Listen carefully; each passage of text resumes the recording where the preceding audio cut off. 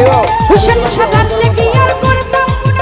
কারণ অজানা তুমি আমাকে হঠাৎ করে মেসেঞ্জারে নোট দিয়ে বলেছিলে, আমিও ভালোবেসে ফেললাম।